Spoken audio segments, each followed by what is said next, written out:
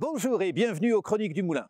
Je vais le faire plus lentement. Bonjour et bienvenue Bonjour et bienvenue aux Chroniques du Moulin. Qu'est-ce que la voix dit de vous, les Chroniques du Moulin, saison 5.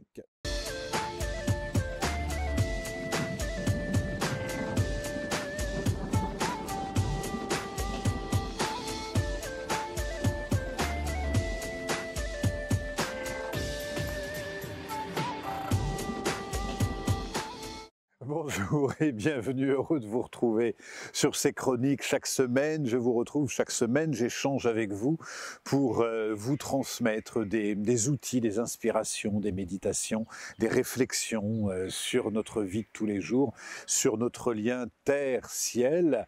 Et aujourd'hui, j'avais envie de partager avec vous, de parler de la voix. Vous savez, dans mon parcours, au-delà d'être enseignant spirituel, toutes ces dimensions chamaniques, mon premier métier, ça a été le théâtre, en tant que comédien, metteur en scène, directeur de théâtre, et bien évidemment que je me suis intéressé à la voix, puisque la voix en dit tellement sur nous. Vous savez, les metteurs en scène, les acteurs, mais aussi les synergologues, qui sont les spécialistes du comportement, observe vraiment la voix, écoute la voix. On sait, il y a cette étude de Merabian qui nous dit que quand on prend la parole en public, par exemple, ou quand un orateur, un homme politique, un artiste s'exprime, on se souvient généralement, 24 heures après son intervention, à 13% de ses arguments. Donc les arguments, c'est tout ce qu'il a dit, en fait c'est le contenu de son message. On se souvient à 17% du son de sa voix, tout ce qu'on a entendu, et on se souvient à 70% de son comportement. Est-ce que son comportement est ouvert? Est-ce que c'est tout ce qu'on appelle le body language, body language, le langage corporel. J'ai été grillé si je voulais passer pour... Non, je ne suis pas bilingue. Voilà, donc c'est le body language. Et en tout cas, c'est le langage du comportement. On s'amuse des fois de pas grand-chose aux Chroniques du Moulin.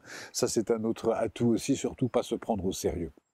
Donc, on va écouter justement ce que dit la voix.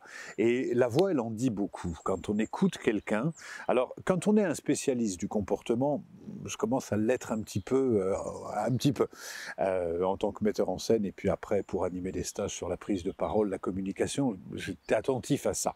Donc quand on est un spécialiste, on va tout de suite poser les curseurs à différents endroits. Quand on est un néophyte, on va écouter quelqu'un naturellement et intuitivement, instinctivement, sans rien savoir, sans avoir étudié ni le body language, ni la synergologie, ni d'une façon générale le comportement, sans l'avoir étudié, on va avoir une impression globale qui nous met en confiance ou pas, qui nous donne l'impression que la personne est compétente ou pas, et qui crée un courant de sympathie ou pas. Et ça, c'est pas dans c'est pas dans le contenu du verbe, c'est pas dans le contenu des arguments, c'est intuitivement. Il y a des gens souvent qui écrivent en commentaire: ah, j'adore votre voix, c'est très apaisant. Je me dis que peut-être elles écoutent les Chroniques du Moulin parce que ça les berce, elles sont pas tellement intéressées par le contenu, mais c'est comme ça, on est tous pareils. La voix va avoir un rôle très important. Qu'est-ce que la voix dit de nous? La voix, elle en dit beaucoup. La première chose, c'est d'où vient la voix.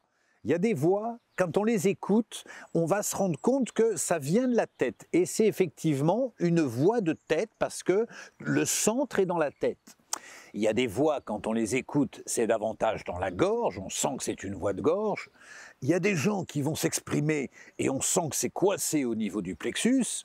Et pour d'autres, plus on va être calme, plus ça va venir de l'abdomen. C'est sensiblement les 4 centres de la tête, de la gorge, du plexus ou de l'abdomen, c'est l'origine de la voix. Plus on est calme, plus on est centré, plus on est autonome, plus notre voix est basse et plus elle trouve sa stabilité dans l'abdomen. Quand ça monte au plexus, c'est qu'on commence à être un peu victime de nos émotions. Quand ça monte dans la gorge, c'est qu'il y a quelque chose qui a du mal à être dit, justement. Donc voilà.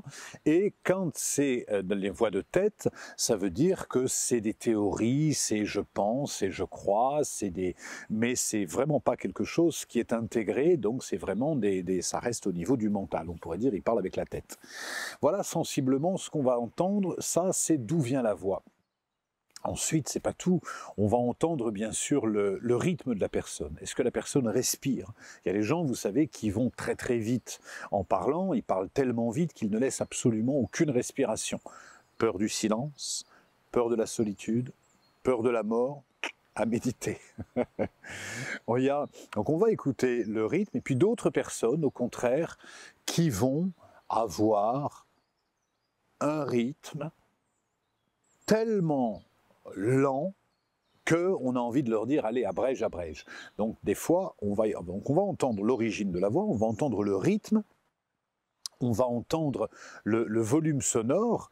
Il y a des personnes qui s'adressent à vous, elles sont à 1 mètre et elles vous crient dans les oreilles. Pourquoi? Parce qu'elles n'ont pas calculé la distance, donc elles ne vous ont pas calculé vous-même. Et d'autres personnes qui, au contraire, vont avoir aucune énergie dans la voix et donc vont parler sans avoir aucune énergie. Je parle dans une autre vidéo des Chroniques du Moulin, je parle des 5 éléments, la terre, le feu, l'air, l'eau et l'espace. Et c'est vrai aussi dans la communication, c'est-à-dire qu'en écoutant quelqu'un, on va savoir comment il est avec son feu, sa terre, son eau et sa terre, son feu, son air, son eau et son espace. C'est les 5 éléments fondamentaux. Donc tout ça, c'est ce que nous dit la voix. Ensuite, il y a la ponctuation. Est-ce qu'une personne ponctue? Il y a des gens qui vont, en général, mettre des virgules, j'ai parlé de ça, mais je pourrais dire aussi ça, et qui vont laisser en suspens. C'est une façon de ne pas affirmer, de ne pas prendre ses responsabilités, de ne pas assumer son image, de ne pas assumer son pouvoir, et donc je laisse le verbe en suspens. Quand on assume ce qu'on a à dire, on met un point à la fin de sa phrase, et ça plaît pas, mais en tout cas, c'est dit. La ponctuation, enfin, il y a tout ce qu'on appelle les scories. Et là aussi, c'est les donc. Je vais dire que on va parler de communication, et donc ça c'est histoire de remplir les silences. Il y a aussi style, je vais dire genre, j'arrive, et puis style, il me dit genre, et moi j'étais là, style, je vais rien dire, et lui il me dit genre.